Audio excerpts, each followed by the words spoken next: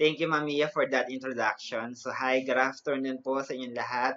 Kamusta po sa ating mga viewers na patuloy na nakatutok dito sa ating webinar? So, we have learned a lot of things from our first two speakers. So, we learned some basic baking from Ma'am Villegas and some food packaging ideas from Ma'am Misawa. And now that you have your product, the question here is, how much will you sell your product? So it is necessary for you to determine the product cost to arrive with the right product price. So at this point, we will discuss the simplified product costing for micro businesses. Before we proceed any further, I would like to state the scope of this discussion.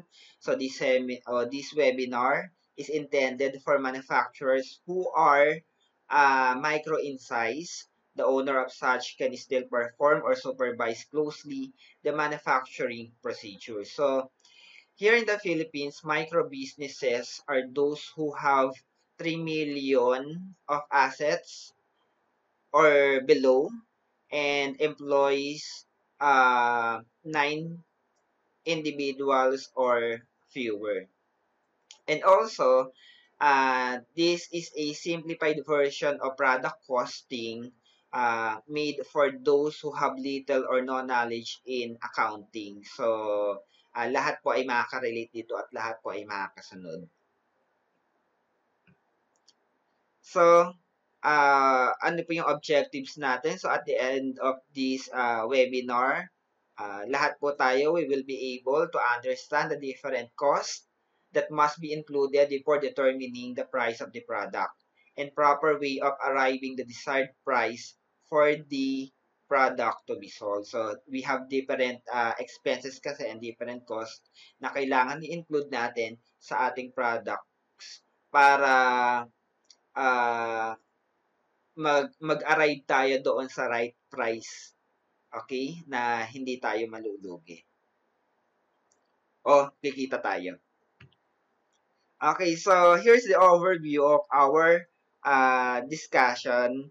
So, we will categorize our cost into two. We have the direct cost and the indirect cost. Under direct cost, we have the direct material and direct labor. Pag-aadin natin dalawa na yon. And then, para makuha natin yung total direct cost natin. Okay, at i-divide natin yung number of units produced to get the direct cost per unit. And then, i-add natin yung ating indirect cost.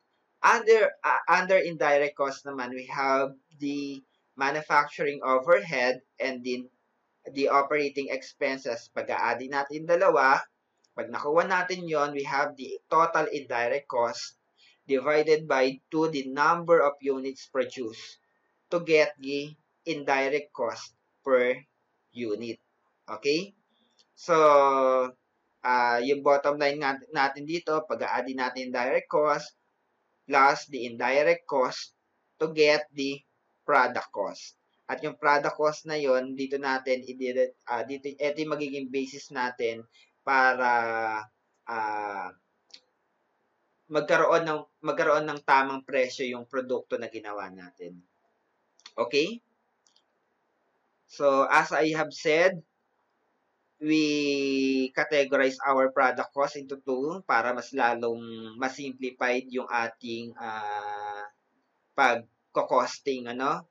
So, don't worry, i-discuss natin isa-isa yung mga cost na yan, yung direct materials, direct labor under direct cost, tsaka yung indirect materials, indirect labor, other manufacturing overhead, selling expenses, and general and admin expenses. Isa-isahin po natin yan. To begin with, we have the direct materials or tinatawag din siyang raw materials. Mas madalas natin yata siyang marinig na raw materials kaysa sa direct materials. Okay. So, when we say direct materials, these are traceable to the product. Kumbaga, makikita mo kaagad sa isang tingin mo pa lang, alam mo na ito yung raw materials niyan kasi visible. traceable to the product. So, sa example nga natin, ito yung ating ginawang choco crinkles, diba? So, ito yung ating mga ingredients nung gumawa nga kanina si Ma'am Villegas ng diba, ng choco crinkles. So, ang nagawa ay 65 pieces. Ito yung mga ingredients, nilist down natin lahat ng ingredients para makapag-produce tayo ng 65 pieces na choco crinkles. And we have the total direct materials worth 227 pesos. Okay, so yan yung amount natin. Okay, so ito yung amount natin. Yung 27, yung 227 pesos. Yan yung total direct materials natin. Another example here, yung halimbawa, ang ginagawa mong produkto, bangko, di ba? Alam natin kaagad na yung direct materials ng bangko ay yung wood, tsaka yung paint. So, ganun po yung ng direct materials. Titingnan lang naman natin kung magkano natin siyang nabili. Okay?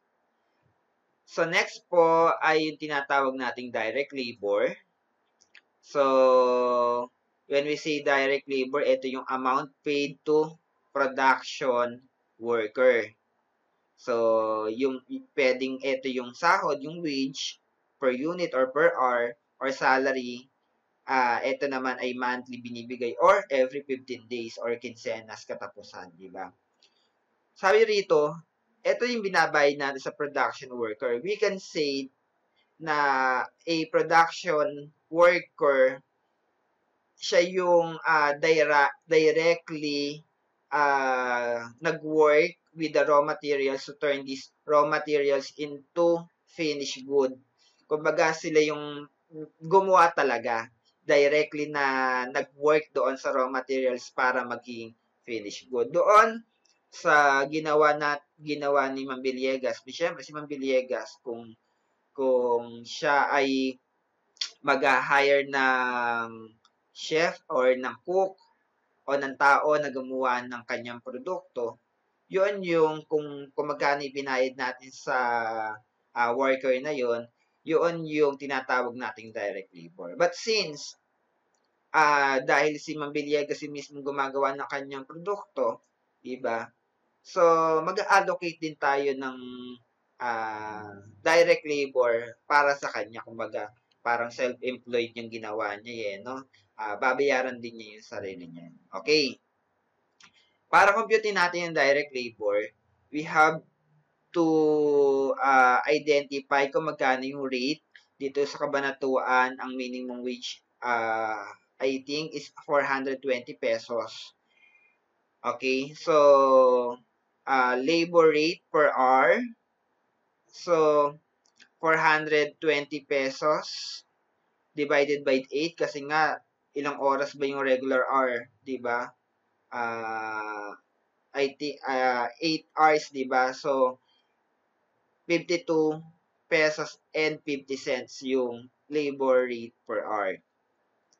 And then, kung yung worker ay nagawa niya yung product o na turn niya yung raw materials into finished good, kasama na po rito yung preparation and then yung packaging. So, kung 2 hours yon, ita-times lang natin 2 hours sa 52.5, kaya meron tayong 105 pesos na i-allocate for the direct labor. Okay? So, next, we have the indirect material. So, ito yung mga minor component naman tinatawag natin. So, indirect materials consist of items that are used in the manufacturing process but do not become a part of the finished goods. So, ito naman yung ginamit mo siya pero hindi visible, hindi siya kasama doon sa finished product mo, diba? So, ano po yung mga under sa indirect materials? We have the lubricants. Saan ba ginagamit yung lubricants, diba? Doon sa pag-maintain na mga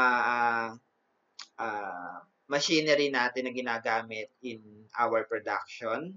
We have cleaning supplies, small tools, packaging materials, and other items used in small amounts in manufacturing. So, example natin dito, indirect materials, we have cleaning supplies, 20 pesos, packaging materials, 30 pesos, total indirect materials natin ay 50 pesos. So, kahit na maliit yan na amount, i-account pa rin natin, i-allocate pa rin natin, i-include pa rin natin doon sa ating product cost because later makikita natin, no, may epekto, may effect siya doon sa total or sa final product cost natin. Okay, so next we have the indirect labor. So, this is the wages of personnel who do not work directly on raw materials. Kumbaga, ito ay parang ina-assist lang nila yung direct labor, di ba? Hindi sila mismo yung nag-turn ng raw materials into finished product. Ito yung cost of any labor that supports the production process, but which is not directly involved in the active conversion of materials into finished products. So, kasama po rito yung storeroom clerks, yung sahod, yung wages and salaries ng storeroom clerks, janitors, production supervisor, and maintenance crew. And then, another po na ini-include po natin doon sa ating product cost is the other manufacturing overhead. So, ano naman po yun? Ito naman po ay related po siya or many of these relate to the physical plant, yung building, machinery, and equipment. So, we have our electric. Siyempre, gumagamit ka rin ng electricity. Hindi naman pwede na madilim ka na nagwo-work, di ba? Kailangan mo ng ilaw or kung may mga appliances ka na needed to produce or to manufacture a product, di ba? And then, we also need water, tubig, panglinis, di ba? Or minsan ginagamit din natin sa pag-produce ng or pag-manufacture ng ating product. Communication, gas, rent, and depreciation. Okay. So, yan po yung ating mga other manufacturing overhead. Dito sa ating example, we have, for example lang po ito, electric, halimbawa, binabayaran mo monthly ay 3,000. For water, we have 1,500. Gas, 800. O yung LPG yan, LPG. Depreciation, 200 pesos. Total other manufacturing overhead natin is 5,500. Kung i-divide natin siya sa 30, makukuha natin estimated daily other manufacturing overhead natin. Among of these, depreciation siguro yung medyo hindi kayo familiar, mamaya i-discuss natin. Kung mas lumalaki yung ano natin, yung business natin, mas nagiging complex yung computation kasi mas dumarami yung products na ginagawa mo, hindi lang isang product kundi iba-ibang klaseng produkto na yung gagawin mo. So paano po ba mag-allocate ng other manufacturing overhead? So ito po example natin ng allocating manufacturing overhead example for electricity or power expense. Let's assume na yung factory electricity expense for the month is 3,000 pesos. And the business is producing product A, B, C. So, we have 3 products. And for product A, yung quantity na produce natin is 2,000. Si product B naman, 1,000. Si C naman ay 3,000. And the total quantity produced per month is 6,000 units. So, to get the share, we just have to get the prorated share of each product. For product A, we have 1,000. For product B, we have 500. At kay C naman ay 1,500. So, kunin nyo lang po yung yung quantity per month. Halimbawa kay A, so 2,000 divided by yung total, 6,000 times 3,000. So, makuha na po natin yung prorated share ni product A. Okay po ba yon?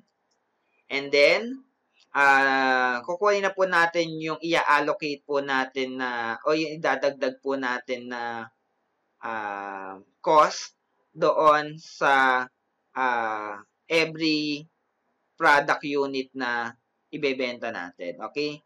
So, to get the cost per piece, we have to divide the share to quantity per month.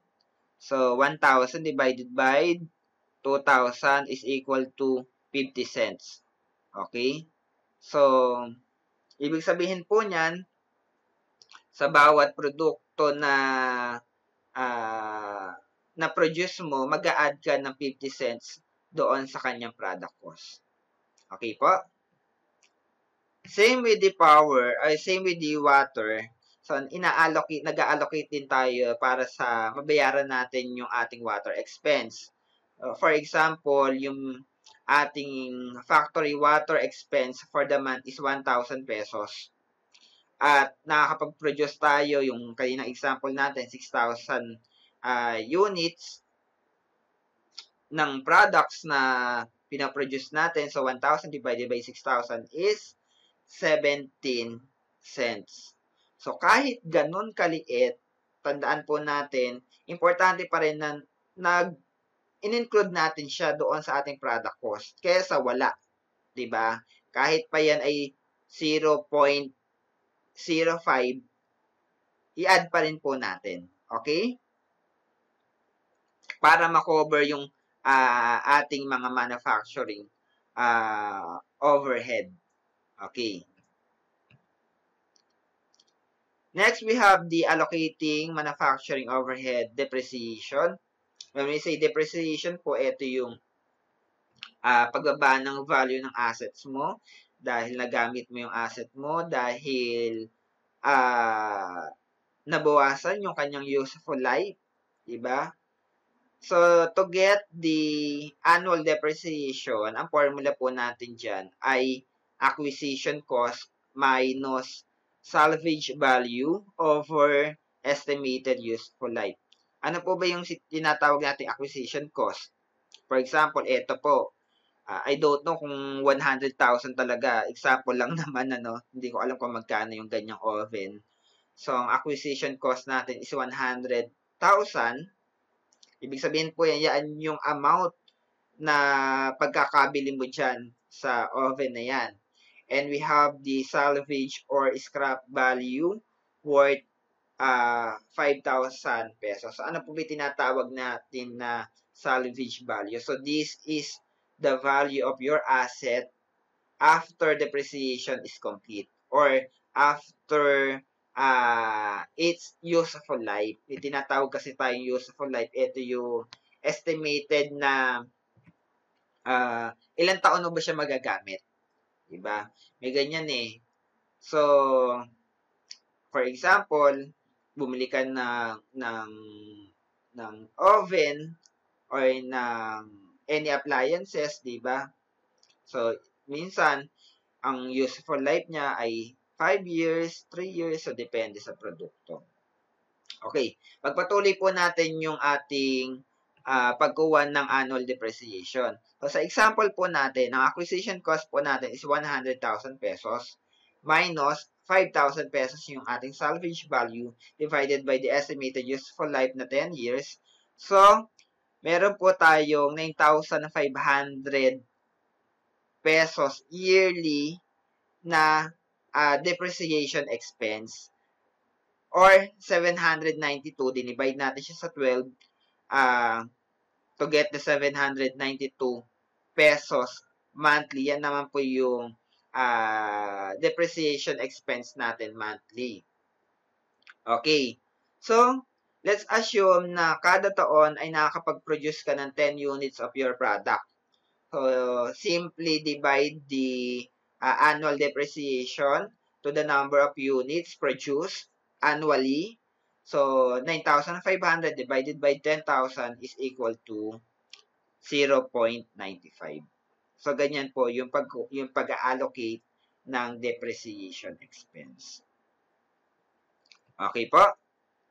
Now, we will now proceed to the selling expenses.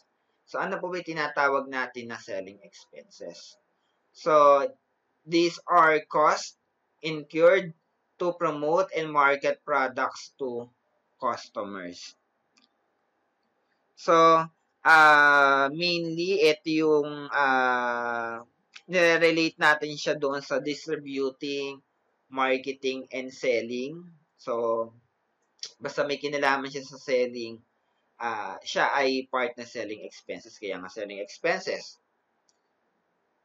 Included here are salaries of salesperson, transportation or delivery expenses, packaging expenses, supplies, marketing expenses, depreciation, water, electric, communication expenses related to sales activities. Diba? Magkahiwalay naman yung production area natin, yung ginagamit natin na tubig, na ilaw, na tapos yung building na na na pinaggagawan natin ng ating product, di ba? Doon sa may store naman kung saan binebenta yung iyong produkto. Okay? So, lahat po niyan ay included doon sa ating selling expenses. Okay, last. Okay, last na to. We have the general and administrative expenses.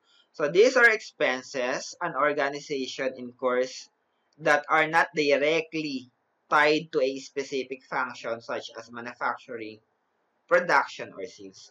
So, basta hindi siya related doon sa production of your products or or to your selling department, di ba? So, siya ay belong to general and administrative expenses. So, included in these expenses are salaries mo kay manager, kay bookkeeper, kay accountant, or office supplies, depreciation, water, electric, and communication expenses related to office operations, and miscellaneous or other expenses. Now that we know these cost and expenses, we can now compute the product cost, no? So, to compute the product cost, we just simply enumerate or identify all the direct materials or the direct labor, all the manufacturing overhead and operating expenses. Sa direct cost po, pag-a-addin po natin yung direct materials at yung direct labor natin. So, makukuha po natin yung total direct cost at i-divide natin yung number of units produced. So, we can get the direct cost per unit. Nasabi ko niyan kanina. And then, we have the indirect cost. Pag-a-add-addin po natin indirect material, indirect labor, other manufacturing overhead, the selling expenses, and the general and administrative expenses po. And then, we will get the total indirect cost divided by the number of units produced to get the direct cost per unit. And then, pag-addin lang po natin yung direct cost per unit at yung indirect cost per unit to get the product cost. At dito po natin i-base yung ating product price, yung presyo ng ating produkto. Okay, so we have example here.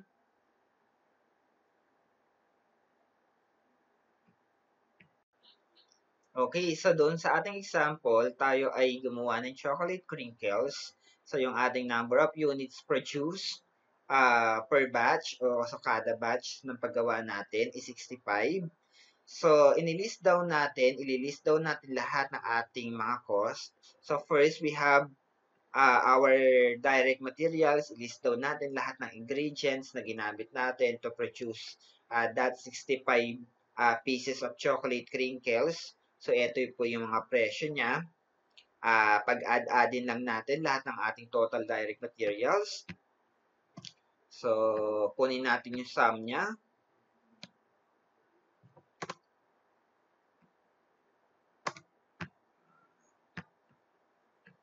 Okay.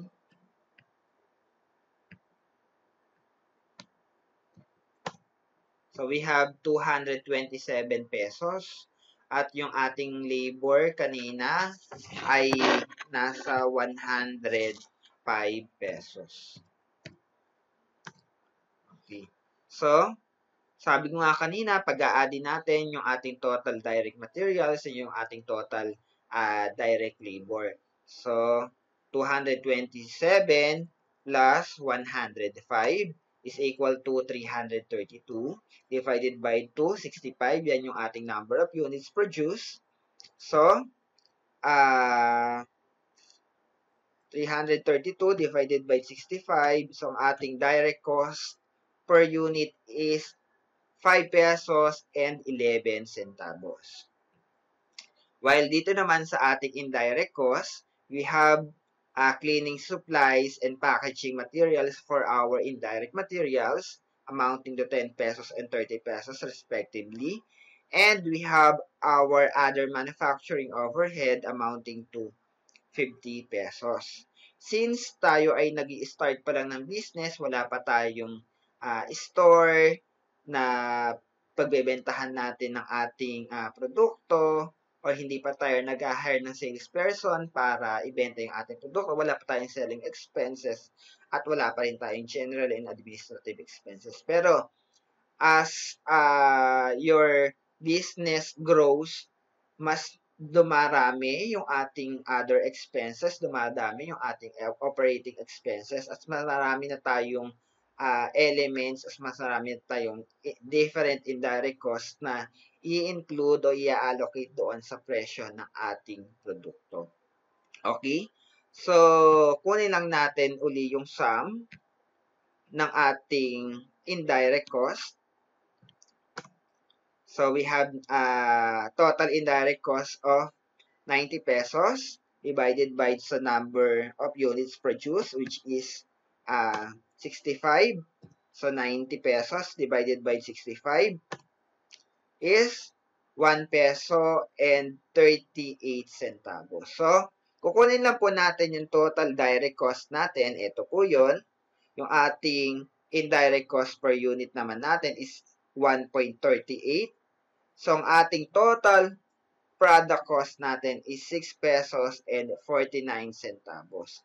So, sabi ko nga po kanina, yung nagsimula po tayo dito sa ating discussion na yung ating product cost will be our basis para mag-come up with our desired price.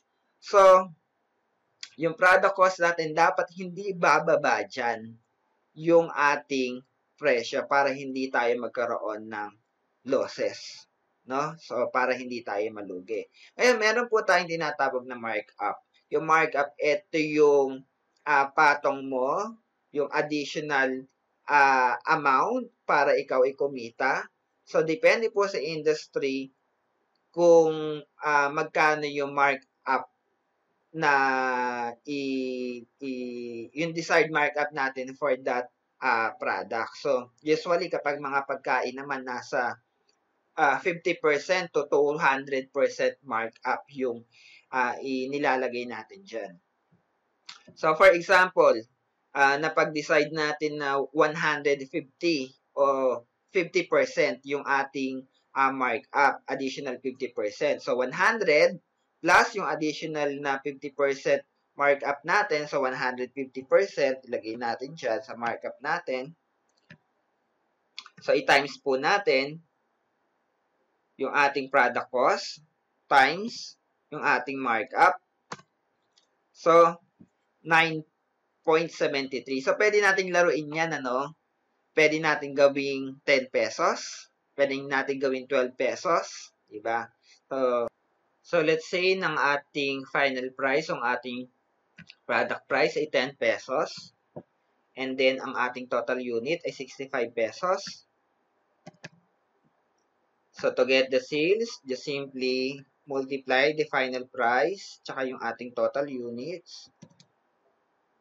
So, halimbawa, na sold out lahat, ano, walang natira, no? And then, get the total expenses. So, ano po ba yung ating total direct cost?